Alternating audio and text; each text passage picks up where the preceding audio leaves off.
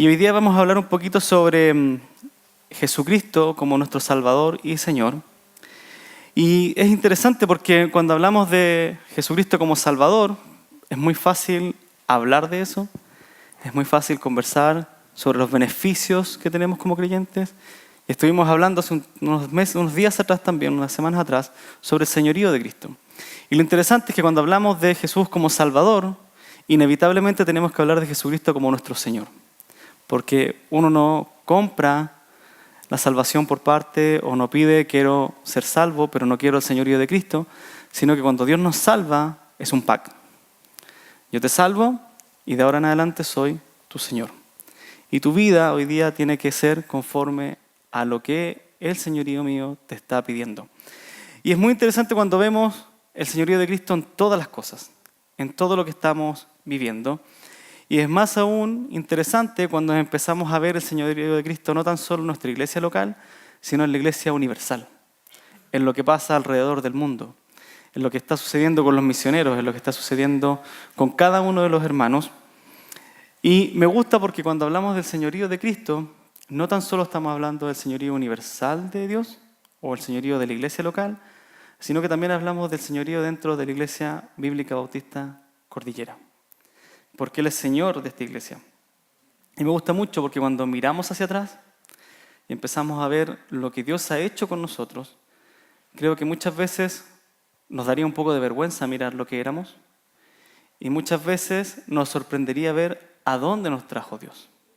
Como dice la canción, Dios nos trajo hasta aquí, no para volver atrás, sino para poseer la tierra que nos dio. Y es exactamente esa canción la que se cantó hace 3 años atrás, cuando se vino a reconocer este lugar. Porque el 17 de este mes, de la semana pasada, cumplimos 3 años en este templo. 3 años. Y si vemos hacia atrás, yo llegué a esta iglesia hace, si es que no me equivoco, 12, 14 años, no estoy seguro. Pero cuando llegué, nos reuníamos en un colegio, en el comedor de un colegio.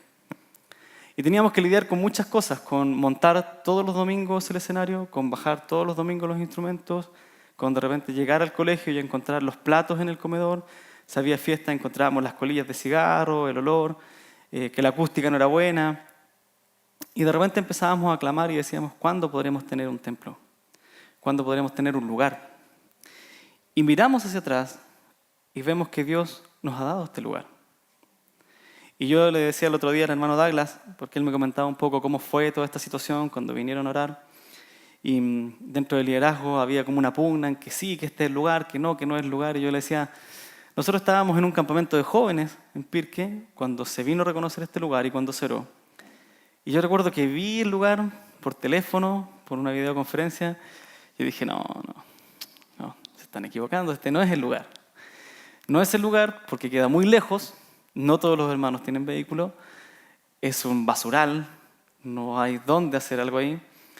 Y es muy interesante porque Dios siempre nos va cerrando la boca y nos va mostrando que Él es soberano sobre todas las cosas. Y no es lo que nosotros queremos, sino lo que Él quiere. Y gracias a Dios porque muchas veces Dios va colocando gente de la iglesia que tiene la dirección de la iglesia. Y por eso es que siempre hablamos que esto es un cuerpo, porque el cuerpo lo movemos todos, pero siempre direccionado por una cabeza que es Cristo. Entonces es necesario que todos acá seamos espirituales porque necesitamos tomar decisiones espirituales. Así que le voy a pedir a Ale si puede mostrar primero un video de ese momento en el que estaba un grupo de hermanos junto con Pastor David cantando un himno, una canción.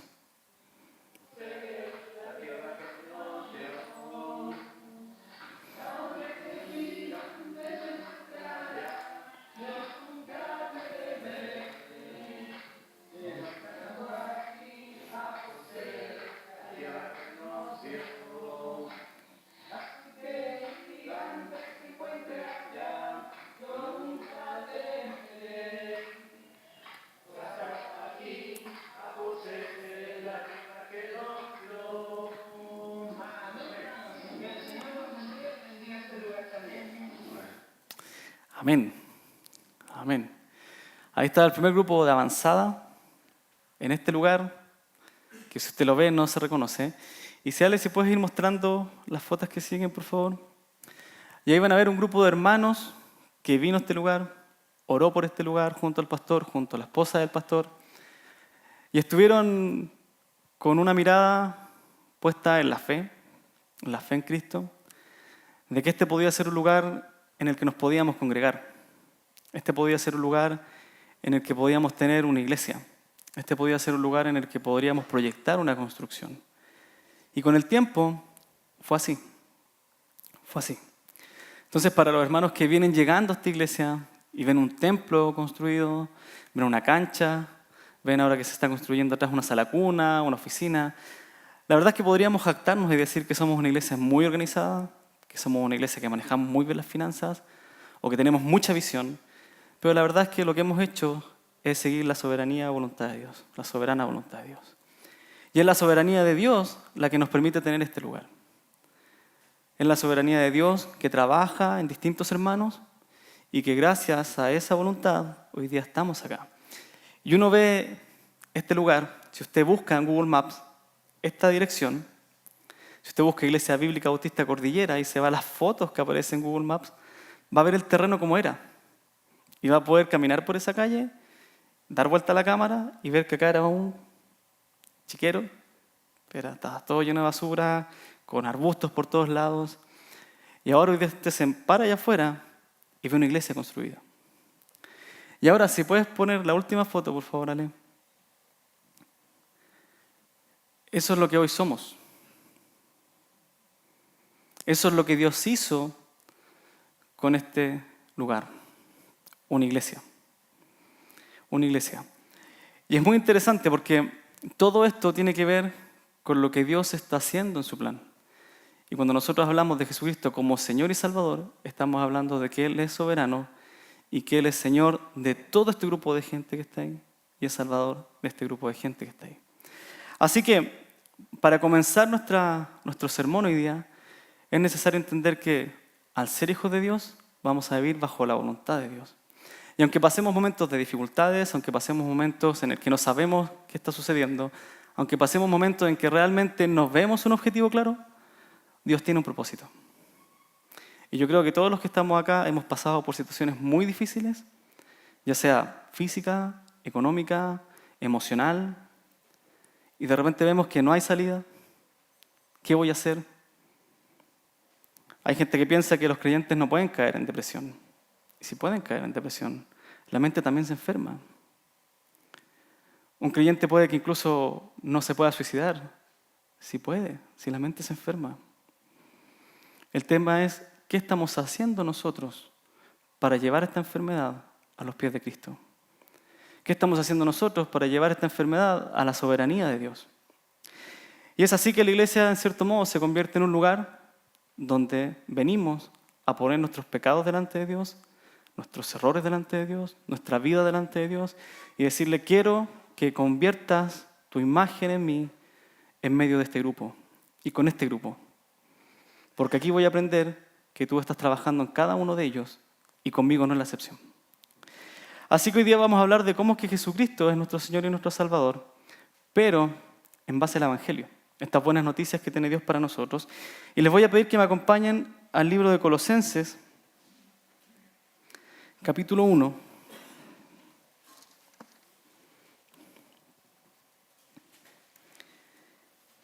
Y vamos a leer del versículo 13 al 23.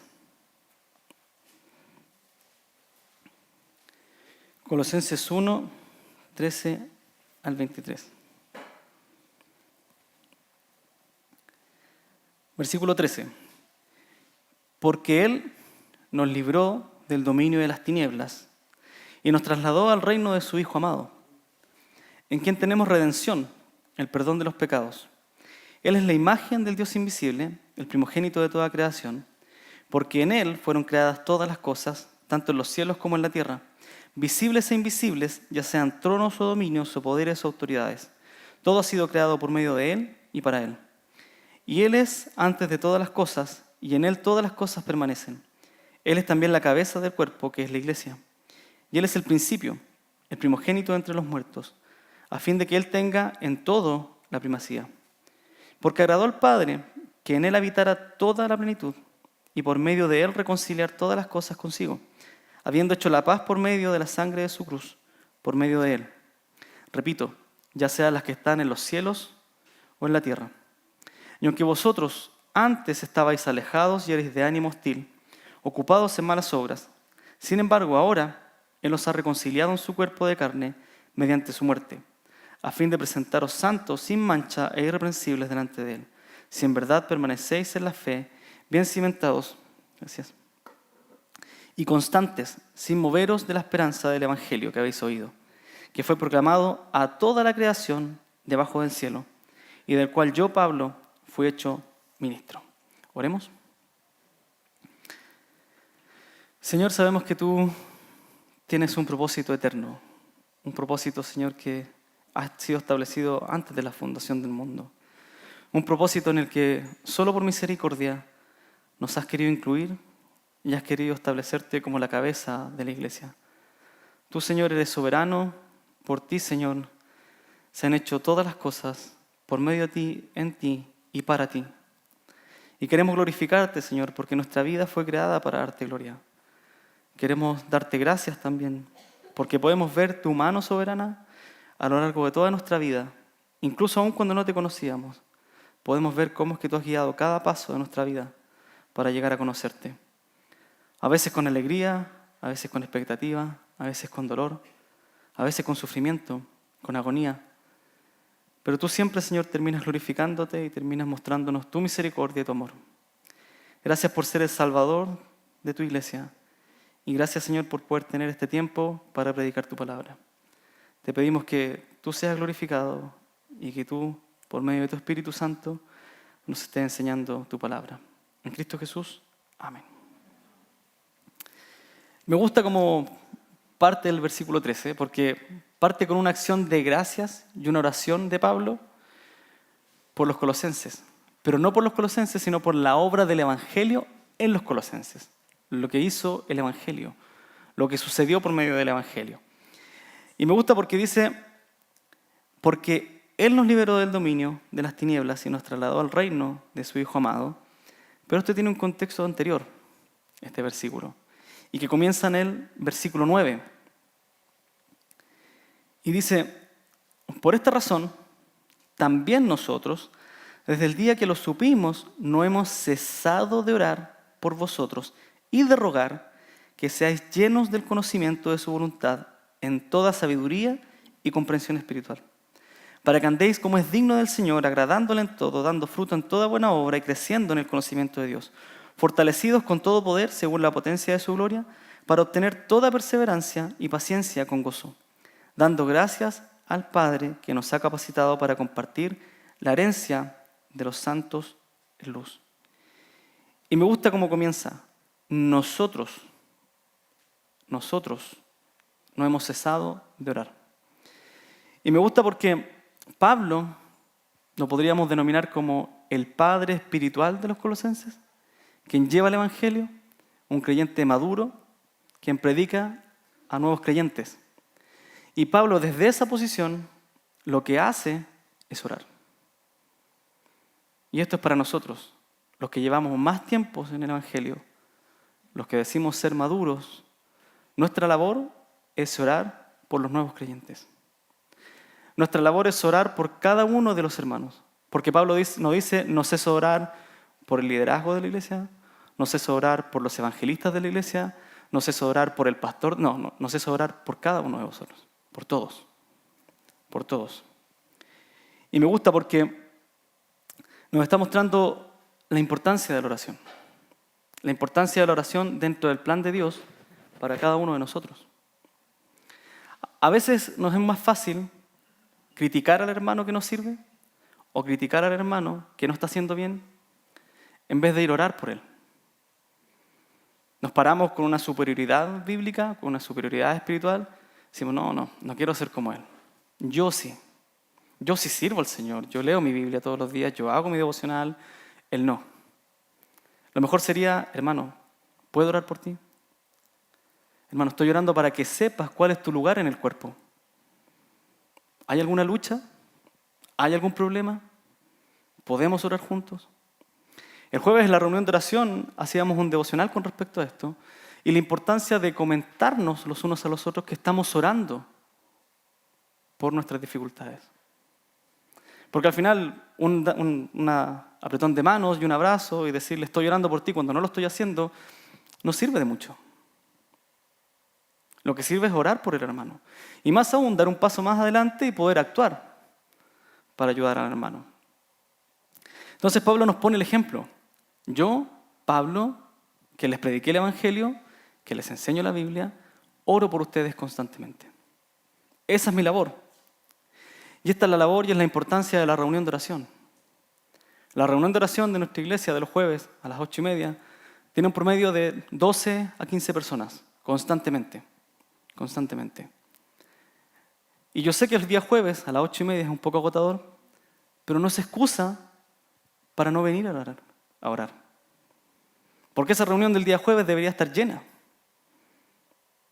Debería estar lleno el día jueves acá con gente orando. Porque yo no sé usted, pero yo necesito orar el día jueves. Ya para la altura del día jueves he tenido varios problemas, una que otra discusión con mi señora, uno que otro conflicto con mis hijas, alguna decisión que tengo que tomar. Entonces ya del domingo al jueves necesito con el grupo de la iglesia sentarme y decir, ayúdenme a orar. Entonces hacemos un grupo, nos separamos y empezamos. ¿Cuál es su petición, hermano? ¿Cuál es su petición? ¿Cuál es la suya? ¿Cuál es la mía?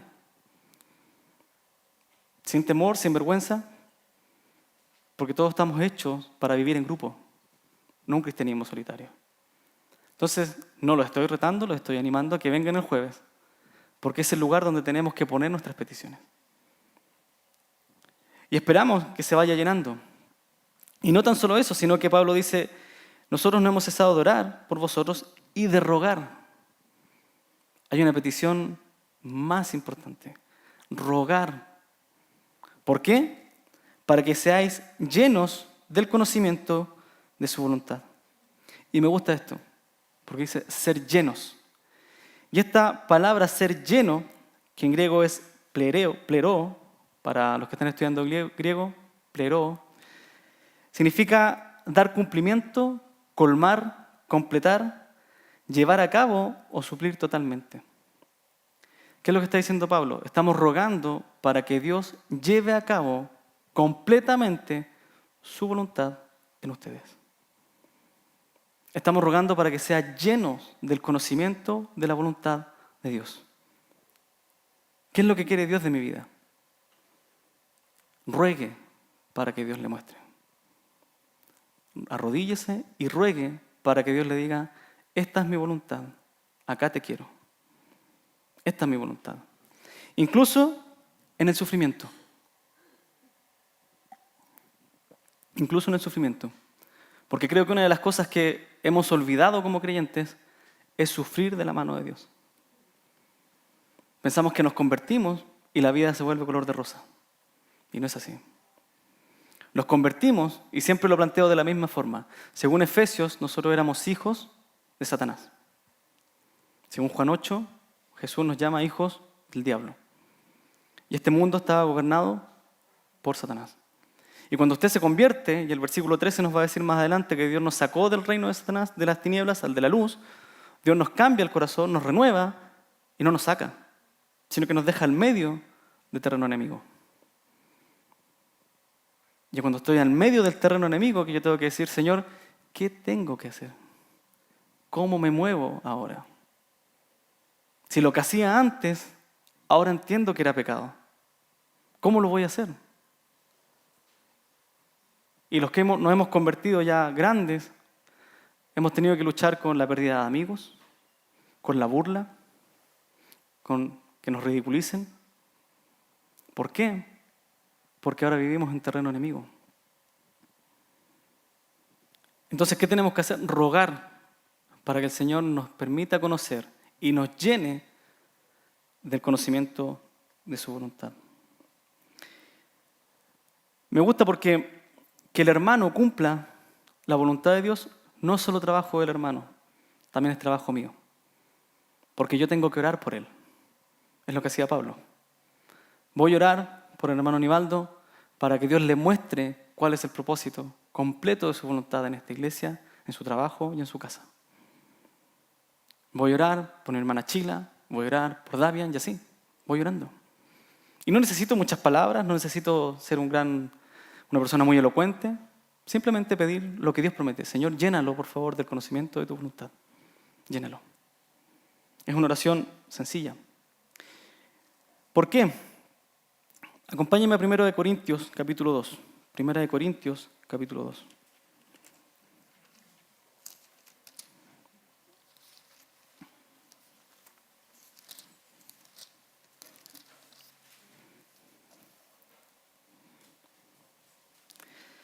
Según el pasaje, tenemos que ser llenos del conocimiento de su voluntad en toda sabiduría y comprensión espiritual. Eso dice Pablo en Colosenses 1. Pero necesitamos entender la voluntad de Dios con sabiduría y comprensión espiritual. Y 1 Corintios capítulo 2, versículo 11, dice lo siguiente. Porque entre los hombres, ¿quién conoce los pensamientos de un hombre sino el espíritu del hombre que está en él? Asimismo, nadie conoce los pensamientos de Dios sino el espíritu de Dios. Me gusta este ejemplo. Porque muchas veces usted está triste y alguien le dice, ¿cómo estás? Súper bien. Y la persona se va a quedar con la idea de que usted está súper bien. Pero interiormente, solo usted sabe que está pasándola mal. Y Pablo dice, ¿quién conoce el pensamiento del hombre sino el espíritu del hombre que está en él? Solamente yo. Ahora, asimismo, nadie conoce los pensamientos de Dios sino el espíritu de Dios.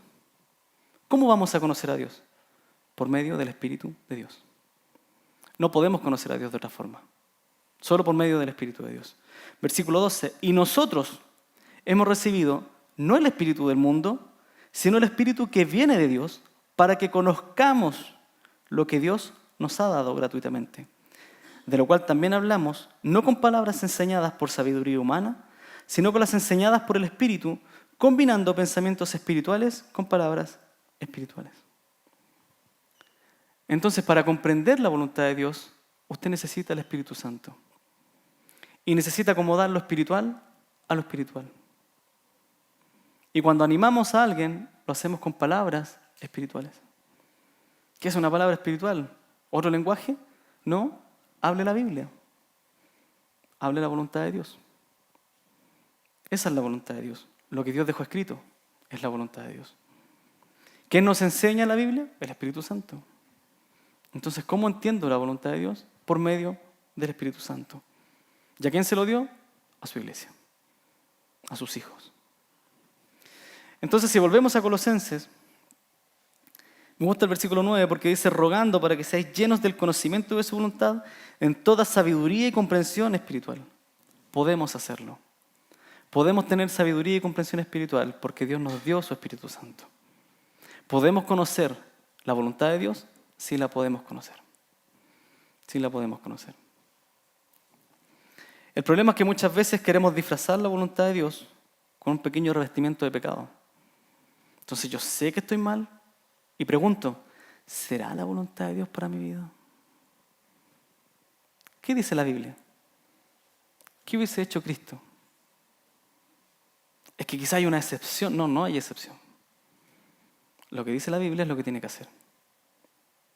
Es que a lo mejor era otro tiempo, otro contexto, otra cultura. Dios no me está enseñando cultura. Dios me está enseñando a vivir la vida espiritual. Dios no me está pidiendo que me vaya al desierto, que arme un tabernáculo, que arme carpa y que me vaya a vivir como el pueblo de Israel. No. Dios me está pidiendo que en mi contexto y en mi cultura viva como un hijo de Dios. Entonces, conocer la voluntad de Dios a veces es más fácil de lo que pensamos. Lo que sucede es que es muy difícil negarse a sí mismo y hacer la voluntad de Dios. Eso es lo que nos cuesta, nuestra naturaleza pecaminosa. Versículo 10, ¿para qué necesitamos conocer esto? ¿Para qué? Versículo 10, para que andéis como es digno del Señor, agradándole en todo, dando fruto en toda buena obra y creciendo en el conocimiento de Dios. Y esto me gusta. Porque comprender la voluntad de Dios no es solamente un ejercicio intelectual. No es que yo me voy a llenar de la Biblia y la voy a leer y la voy a leer y voy a leer libros y libros y libros. No. Eso es ser una persona intelectual. Porque acá nos pide Pablo agradarle en todo. Cuando conozco la voluntad de Dios, logro agradarle en todo. ¿Cómo? Primero, voy a dar fruto. Y el fruto es aquello que es visible de lo que yo soy. El fruto son mis acciones, lo que yo hago, lo visible. Entonces, primero tengo que dar fruto de lo que aprendí. Si solo doy fruto y vivo una vida buena, quizás no soy cristiano, quizás soy una persona moralista. Y a veces nos sucede esto. Queremos solamente vivir las normas de Dios sin conocer a Dios. Y a veces solamente queremos conocer de Dios sin vivir lo que Dios quiere. Y separamos la vida cristiana. Y de la vida cristiana es un complemento. Yo voy a agradar a Dios en todo y voy a ser digno del Señor cuando aprenda a complementar lo que sé con lo que vivo. Lo que sé con lo que vivo. Si yo sé mucho y aplico poco, no estoy agradando al Señor en todo. Si vivo mucho y sé poco, tampoco estoy agradando al Señor en todo. Entonces no es excusa decir, yo llevo una buena vida cristiana, entonces no necesito aprender de la Biblia. Y no es excusa decir, yo sé mucho de la Biblia por lo que no tengo que actuar. La forma de agradarle a todo, en todo a Dios es mi conocimiento bíblico y mi vida diaria. Ambas se complementan. Tengo que conocer la voluntad de Dios para poder vivir como Dios quiere. No puedo hacer otra cosa. Y mis frutos son el producto de lo que yo conozco de Dios. No puede ser de otra forma. No puede ser de otra forma. Versículo 11 dice, fortalecidos con todo poder según la potencia de su gloria, para obtener toda perseverancia y paciencia con gozo, dando gracias al Padre que nos ha capacitado para compartir la herencia de los santos en luz. Y esto me encanta, porque todo esto es para fortalecernos con todo poder según la potencia de su gloria. De su gloria. Y conocer la voluntad de Dios es conocer cada día más la gloria de Dios, la potencia de su poder, sus atributos, quién es, cómo es que ese Dios omnipotente obra en mi vida, cómo es que ese Dios de misericordia obra en mi vida, cómo es que ese Dios justo, ese Dios de amor, ese Dios celoso, cómo es que obra en mi vida, cómo es que su gloria se va haciendo manifiesta en cada acción que yo hago, en cada decisión, en cada oración. Y conocer la gloria de Dios es conocer la obra del Evangelio por medio de Cristo. Así vamos a conocer la gloria de Dios. Y en 2 Corintios capítulo 4, versículo 3, lo voy a leer, dice así, del 3 al 6. Dice, y si todavía nuestro evangelio está velado, para los que se pierden está velado. No lo pueden entender, recuerden que se entiende de forma espiritual. En los cuales el Dios de este mundo ha cegado el entendimiento de los incrédulos, para que no vean el resplandor del evangelio de la gloria de Cristo, que es la imagen de Dios. Porque no nos predicamos a nosotros mismos, sino a Cristo Jesús como Señor, y a nosotros como siervo vuestro por amor de Jesús. Pues Dios, que dijo que de las tinieblas resplandeciese la luz, es el que ha resplandecido en nuestros corazones para iluminación del conocimiento de la gloria de Dios en la faz de Cristo. Y me encanta este pasaje. Porque así como Dios hizo de la nada la tierra, solo por su palabra, Dios de la nada, por su palabra, formó una nueva vida en mí. Y me hizo renacer. Y cuando me hace renacer, lo que yo veo es a Cristo. Y cuando veo a Cristo, veo la gloria de Dios. Y a medida que el Evangelio va formando la imagen de su Hijo en mí diariamente, la gloria de Dios me fortalece en su poder. Porque voy viendo que todo lo que dice la Biblia de Dios no es falso, es real. Y la gloria de Dios se empieza a manifestar por medio del Evangelio en la vida de cada uno de nosotros. Y es ahí cuando hacemos estas reuniones de oración y de repente toca un grupo que uno dice, ¿cuál es tu petición? Solo quiero dar gracias. ¿Y la suya? Solo quiero dar gracias. ¿Y la suya? Solo quiero dar gracias. Porque Dios se empieza a manifestar. Y uno empieza a agradecer porque Dios está formando la imagen de su Hijo en uno. Y va a haber otra semana en que yo voy a tener muchas peticiones porque estoy sufriendo. Y Dios está moldeando mi carácter. Y después de que termina de moldear mi carácter, yo vengo el jueves y doy gracias. Porque en esa semana que sufrí, que pasé necesidad, Dios me mostró su gloria. Y conocí su voluntad y puedo darle gracias a Dios. Y como iglesia, glorificamos a Dios. Dios no hace las cosas al azar. No nos dejó el Espíritu Santo para decir, bueno, allá vean lo que hacen, les dejo un libro y traten de entenderlo, sino que nos dejó su voluntad escrita y nos dio el intérprete de esa voluntad, que es su Espíritu Santo, y lo envió a morar en nosotros. Para que cuando yo lea esa Biblia, el Espíritu de Dios esté enseñándome la Escritura. Me está enseñando cuál es su voluntad.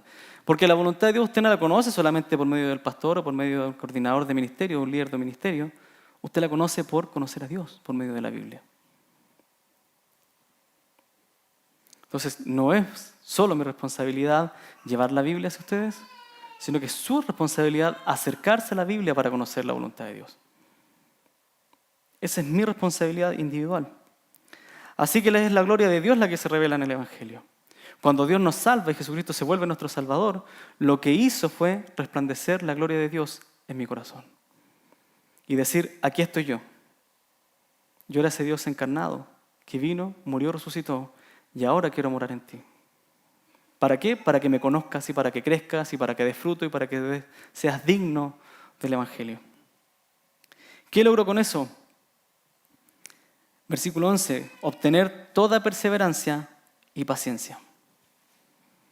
Y es ahí en esos momentos de dificultad que voy conociendo la gloria de Dios que necesito perseverar. Señor, ya conocí una vez tu gloria, sé que no me vas a fallar, sé que eres fiel, voy a continuar. Sé que no viene fácil, sé que voy a pasar momentos difíciles, pero voy a ser paciente. Porque tú vas a cumplir tu propósito en mi vida. ¿Cómo lo voy a hacer? Con gozo y con agradecimiento.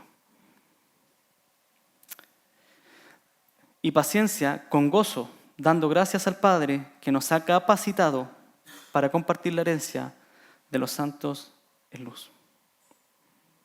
Nos capacitó. ¿Cómo nos capacitó? Nos dio su Espíritu Santo.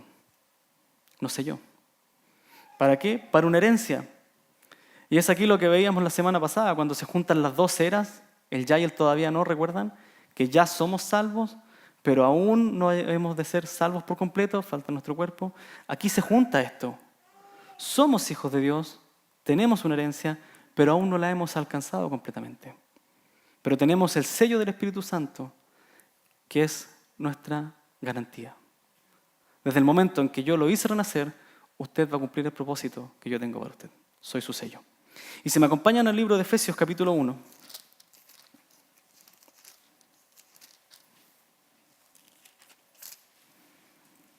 versículo 10 al 14.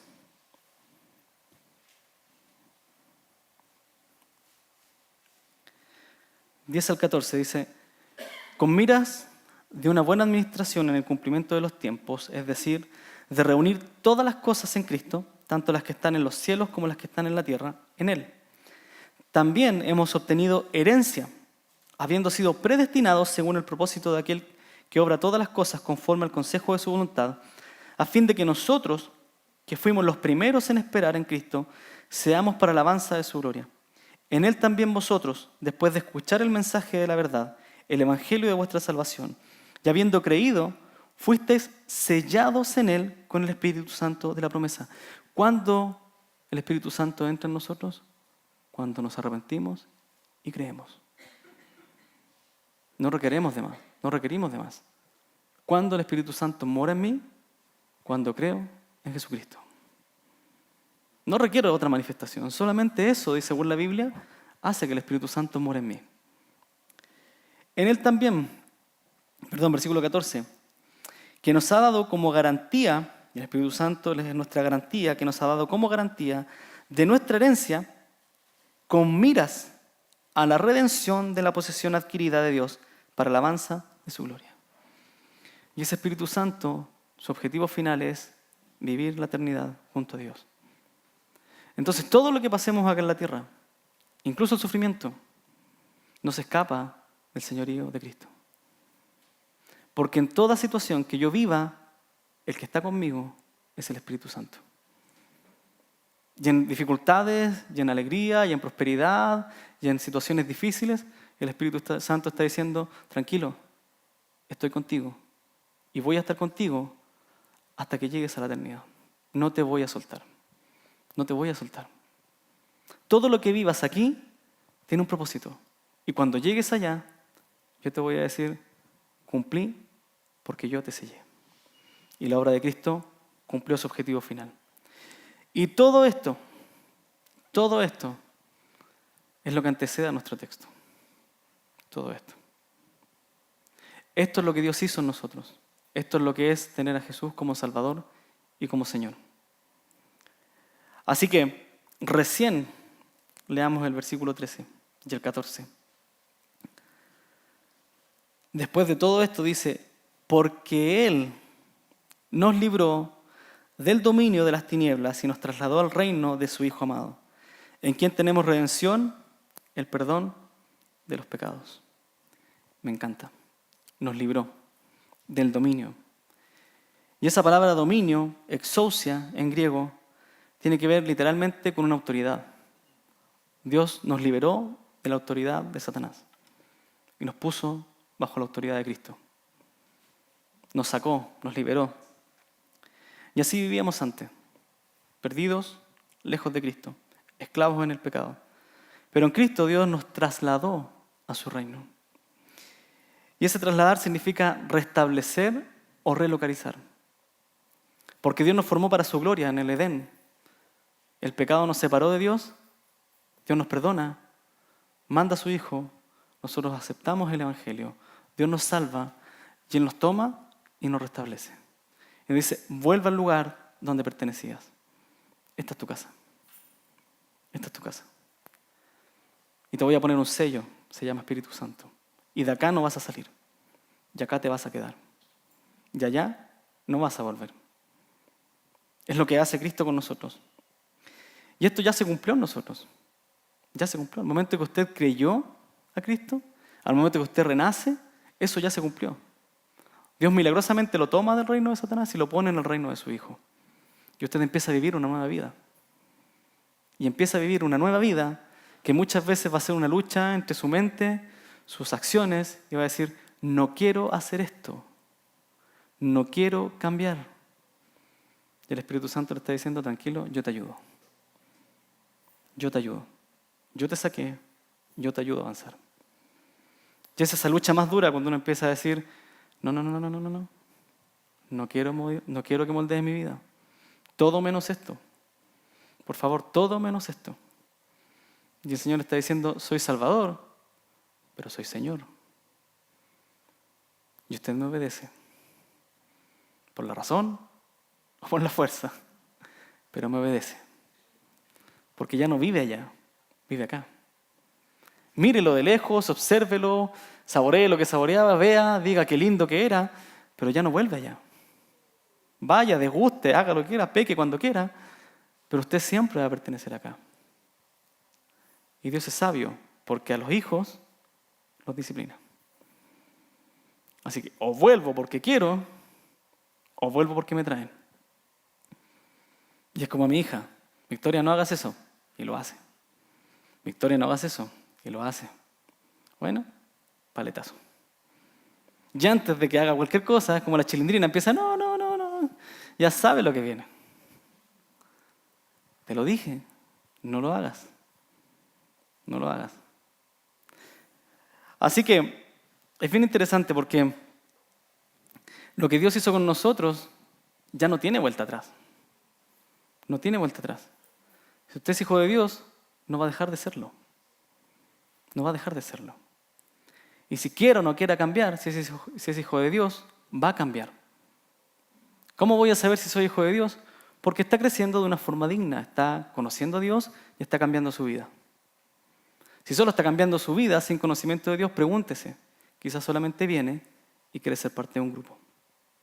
Si solamente está conociendo y no está cambiando su vida, pregúntese. Quizás solamente le interesa investigar del cristianismo. Pero si usted conoce y cambia, tenga por seguro que es hijo de Dios. Y si eso está pasando en su vida, dele gracias a Dios, como dice el pasaje, con gozo y agradecido. Porque dentro de usted mora el Espíritu de Dios. Es lo que hay dentro de usted. Y esta es la esencia del Evangelio. Que Dios nos sacó de las tinieblas y nos puso en el reino de su Hijo. Esa es la esencia. ¿Qué hizo Cristo? Nos sacó, nos liberó, nos redimió.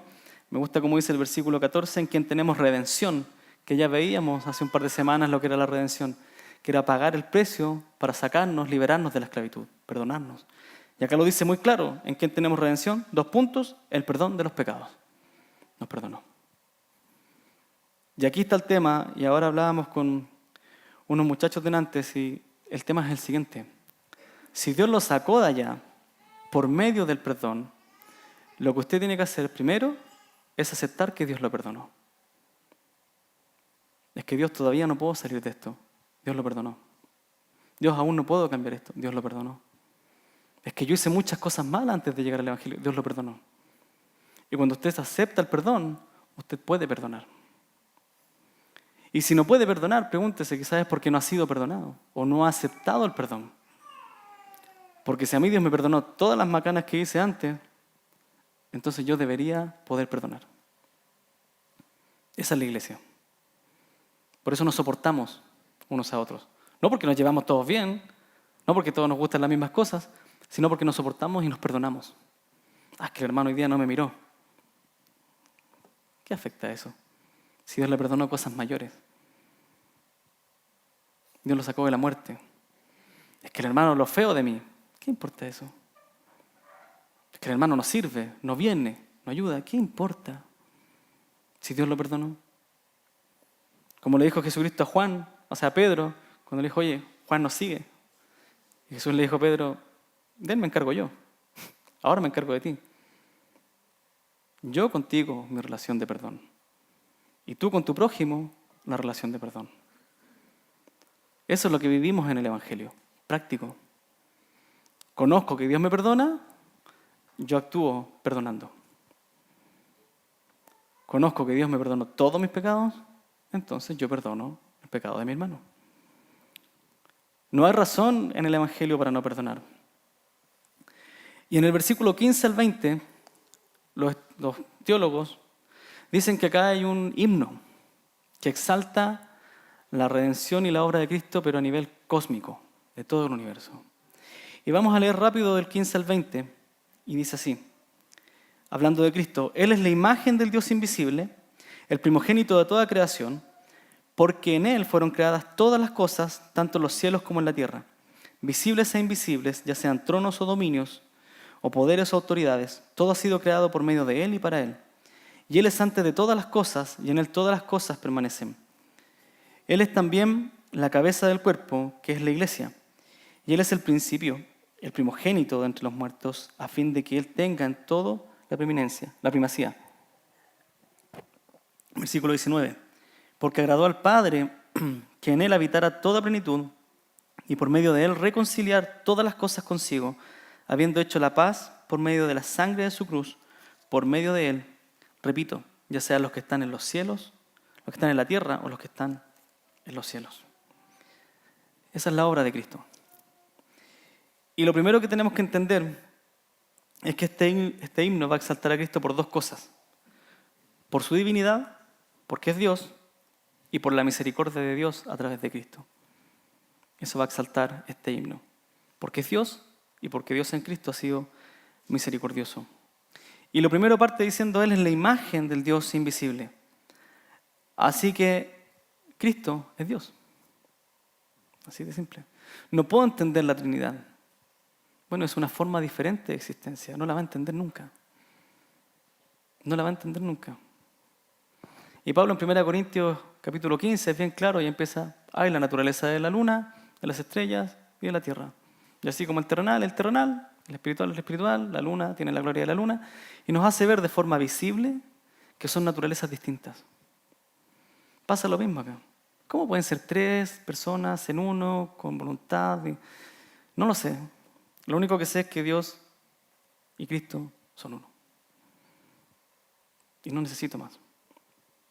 Puedo explicarlo de muchas formas y tratar de entenderlo, pero no lo voy a entender porque nunca lo vi. Nunca vi la Trinidad. Entonces uno dice, bueno, tengo que basarme en la experiencia, Sí, una experiencia de tener al Espíritu Santo, de que hay un cambio en mí, pero según Hebreos 11, es una convicción. No es solo una experiencia, es una convicción basada en esto. Y lo que Él promete, sin darme cuenta, se me cayó el torpedo, sin darme cuenta, empieza a tomar forma en mi vida. Y eso que estaba escrito, de repente lo veo en mí, y lo veo en mis hermanos, y lo veo en otros, y digo, entonces es real. Es real. Y Él es la imagen, el primogénito. Y es su misericordia porque Dios se quiso encarnar.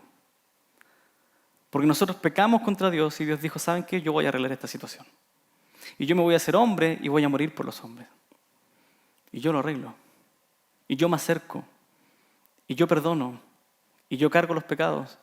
Y yo muero, y yo resucito, y yo les otorgo mi justicia para que ahora estén delante de mí. El Evangelio es la misericordia de Dios. Así que el Evangelio lo que hace es mirar a Dios a través de Jesús. Podemos mirar a Dios por medio de Jesús, porque Él es la imagen de Dios. Y en el capítulo 3 de Colosenses, versículo 10, se ocupa esta palabra imagen, que es eikon, 3:10, y dice, y os habéis vestido del nuevo hombre. Nosotros, ¿recuerdan que hace poco predicamos de este pasaje? Nos hemos vestido del nuevo hombre, el cual se va renovando hacia un verdadero conocimiento conforme a la imagen de aquel que lo creó. Y lo que hace el Evangelio en nosotros es formar la imagen de Cristo en nosotros. ¿Qué significa esto? Que si yo cuando miro a Cristo veo a Dios, entonces cuando alguien nos mira a nosotros, tiene que mirar a Cristo. Tiene que mirar a Cristo. La pregunta es, ¿están mirando a Cristo en nosotros? Y lo tiene que mirar de forma individual y de forma corporativa, porque somos el cuerpo de Cristo. Entonces el Evangelio va avanzando. Y esa imagen, la gente debe decir, sí, son cristianos porque reflejan a Cristo. Y es difícil. Es difícil. Porque muchas veces prefiero seguir con la otra imagen, con la de las tinieblas. Y es una lucha constante, es una lucha constante. Y vamos a avanzar, y vamos a caer, y vamos a avanzar, y vamos a caer. Pero al final la imagen de Cristo se va a formar en mí. Y la esperanza que tengo es cuando llega a la presencia de Dios, Él me va a dar un cuerpo que ya no voy a pecar. Porque mi espíritu y mi cuerpo van a ser glorificados. Y Dios va a decir, se cumplió el propósito. Ahora eres a la imagen de Dios, del Hijo, el unigénito. Así que en cierta manera el ministerio de Jesús lo que hizo fue restaurar la imagen de Dios en nosotros. Esa imagen que perdimos en el Edén, con Jesucristo y el Evangelio la recuperamos. Y la vamos renovando día tras día, día tras día, día tras día. Por eso es que no podemos dejar de leer, por eso es que no podemos dejar de actuar. El primogénito de toda creación, y esto me interesa porque no tiene que ver con que Dios fue el primer ser creado, porque ya nos dijo que es Dios, que es la imagen de Dios, sino que tiene que ver con dos cosas. Primero, los rabinos que pensaban que ser primogénito significaba ser preeminente, alguien que estaba por sobre todo. Y me gusta porque en Éxodo 4:22 dice lo siguiente, está hablando Moisés a Faraón y dice, Dios a Moisés y le dice, entonces dirás a Faraón, así dice el Señor, Israel es mi hijo, mi primogénito. Y en la cultura y en el pensamiento del judío del primer siglo era, Dios nos liberó de la esclavitud para ser cabeza de naciones. Nosotros teníamos la preeminencia. Entonces el primogénito está puesto en autoridad. Ese era el propósito. Segundo, es una metáfora del Antiguo Testamento para el Mesías, para el que tenía que venir. Y si me acompañan al Salmo 89, desde el versículo 26, y acá está hablando del Mesías que vendría, que nosotros sabemos que es Cristo. Y este Mesías va a tener una posición exaltada, dice el versículo 26. Él clamará a mí, mi Padre eres tú. Eso va a decir el Mesías. Mi Padre eres tú. ¿Recuerdan el bautismo de Cristo? estas palabras? Mi Padre eres tú, mi Dios y la roca de mi salvación. Yo también lo haré mi primogénito, el más excelso de los reyes de la tierra. Para siempre conservaré mi misericordia hacia él y mi pacto le será firmado. Así estableceré su descendencia para siempre y su trono como los días del cielo. Así que lo que está diciendo aquí Colosenses con las figuras del Antiguo Testamento es que Cristo es quien tiene la primacía y es quien fue exaltado por Dios. Cristo está por sobre toda la creación. Él es el primogénito de Dios. Él es el que tiene la autoridad sobre toda la creación. Es más, aún en el infierno no sucede nada sin que Cristo lo permita. Porque también el infierno fue creado por Dios. Todo fue creado por Él y para Él. Y el versículo 16 y el 17 de Colosenses capítulo 1 es muy claro, dice, versículo 16, porque en Él fueron creadas todas las cosas, tanto los cielos como en la tierra, visibles e invisibles, ya sean tronos o dominios o poderes o autoridades. Y ahí está hablando de poderes angelicales y demoníacos, autoridades. Porque por Él fueron creados, todo ha sido creado por medio de Él y para Él. Entonces todo fue creado por Cristo, en Cristo y para Cristo. Así que la meta de la creación era Cristo. Fue creado para Él. Entonces, si la meta de la creación es Cristo, nosotros, al ser seres creados, nuestro propósito es glorificar a Cristo. No tenemos otra meta. ¿Fuimos creados para formar un gran reino? No, lo siento. ¿Fuimos creados para crecer y ser muy inteligentes? Lo siento. Fuimos creados para glorificar a Cristo.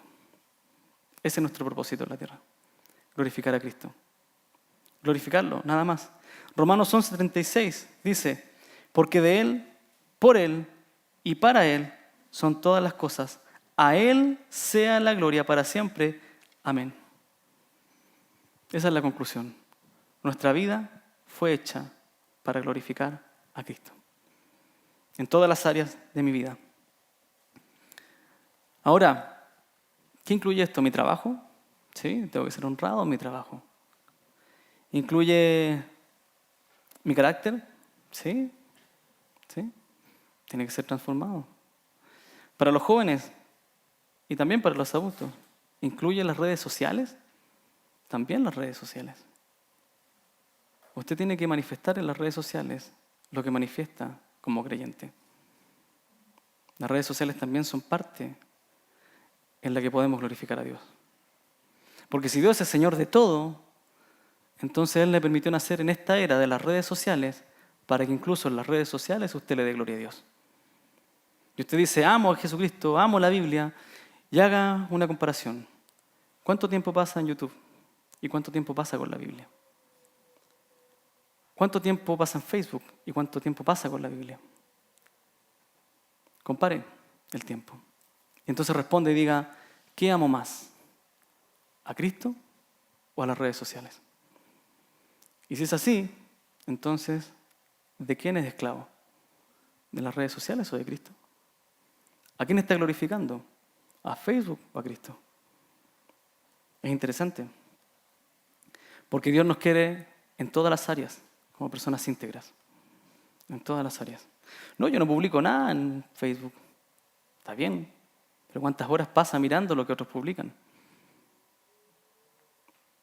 Es que no veo televisión. Bueno, ¿cuántas horas pasa en YouTube? Yo no veo televisión, solo veo YouTube. Las noticias ver en la televisión. Pero la pregunta es ¿cuántas horas paso ahí? Es una buena pregunta. Así que, si Cristo es merecedor de toda la gloria, entonces nosotros tenemos que darle la gloria en todo. ¿Cuánto tiempo paso con esto en la mano? ¿Para dónde se van mis ojos en mi tiempo libre? ¿Hacia acá o hacia acá? ¿Tengo un tiempo libre? Voy acá o voy acá. ¿Quién es mi Señor? ¿Y por qué Él merece la gloria? Versículo 17. Él es antes de todas las cosas y en Él todas las cosas permanecen. No hay un momento en la historia en que Cristo no fue Cristo. Y usted pregúntese, si algún día la gravedad no hace su labor, es porque Cristo ya no es Señor de todo. Porque Él sustenta toda la creación. Él sustenta todo. Lo que usted respira, la luz que usted ve, todo es mantenido por Cristo. Cristo es el dueño de esta creación. Fue hecho en Él, por Él y para Él. Y esta creación no va a ser destruida por el calentamiento global, sino hasta que Cristo diga, nada más, cielo nuevo, tierra nueva.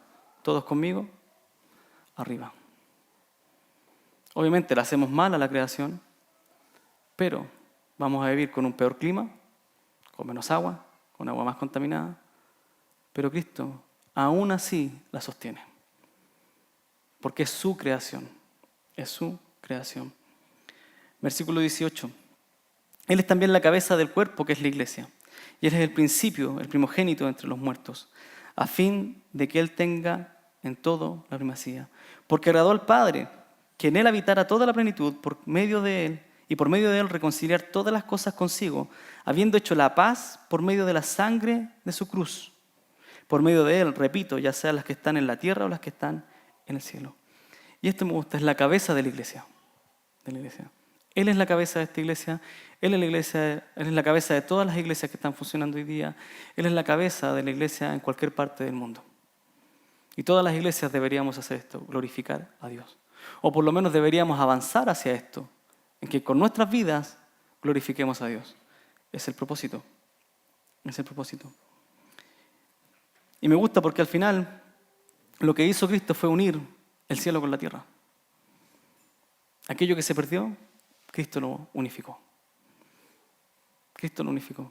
Y otra vez podemos tener acceso al Padre. Y otra vez podemos perdonar. Y otra vez podemos vivir bajo Cristo.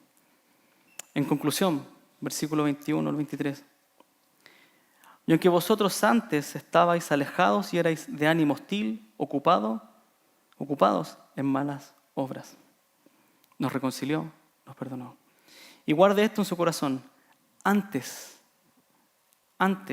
vosotros estabais alejados. Antes. El pasado, si usted renació, quedó en el pasado. Dios ya lo restauró en Cristo. Y les comentaba el jueves de un libro que estaba leyendo que hablaba un autor sobre cicatrices que deja Cristo. Dios lo hace renacer y puede hacer que usted comience una nueva vida de cero, pero a veces deja cicatrices. Para que en esas cicatrices usted pueda glorificar a Dios. Es que lo que hice antes todavía tiene consecuencias. Bueno, lo que hizo antes ahora manifiéstelo por la nueva naturaleza. Y guíelo hacia la gloria de Cristo. Ya no vivimos como enemigos de Dios. Según el versículo 20, Cristo ya hizo la paz. Así que si Él es la cabeza de la iglesia, yo no puedo generar pleito en la iglesia donde Cristo hizo la paz. No es la función de un cristiano generar problemas en la iglesia cuando Cristo ya hizo la paz. No corresponde. No debemos recordar nuestro pasado con gozo. Yo antes hacía esto y era buenísimo para el copete. ¿No? Eso debería dar vergüenza. Debería dar vergüenza.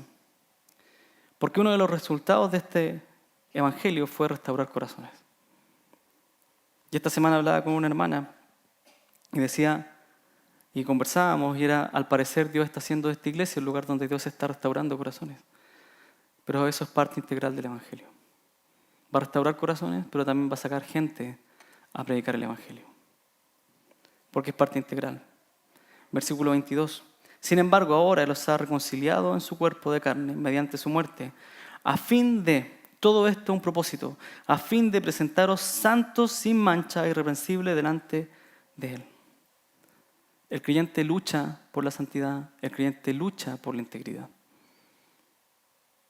No es que ya seamos completamente, sino que luchamos intencionalmente por ser íntegros. No ensuciemos lo que Cristo limpió con su sangre. No nos ensuciemos. No revivamos la carne donde Cristo ya la crucificó. Ya lo venció. No dejemos a los hermanos sin perdón donde Cristo ya perdonó. Tenemos que buscar la voluntad de Dios y crecer juntos.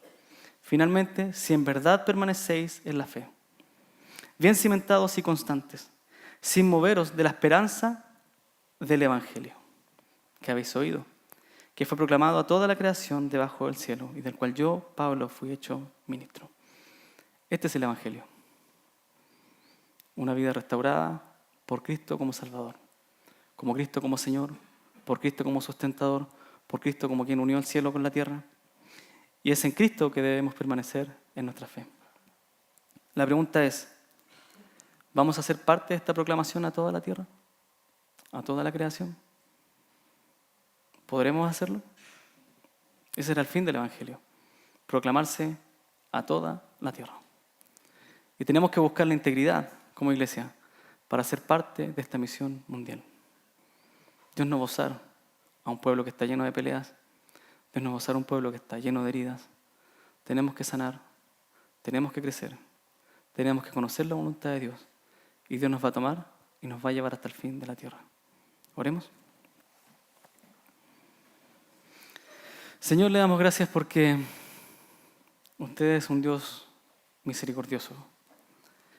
Comenzamos en una parcela, luego en un colegio, y hoy estamos acá, en un templo, en un lugar propio, que no es nuestro, suyo, que no lo queremos, Señor, para llenarlo de gente, lo queremos para que usted vaya haciendo la obra día a día en nuestros corazones, para que usted vaya siendo Señor y Salvador de cada uno de los hermanos que están acá, de cada uno de los miembros que están acá.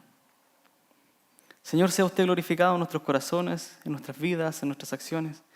Vaya perdonando cada pecado que cometemos y permítanos, Señor, amar la santidad y ser intencionales. Estamos en una lucha diaria, estamos en una lucha constante y necesitamos reconocer su perdón para perdonar.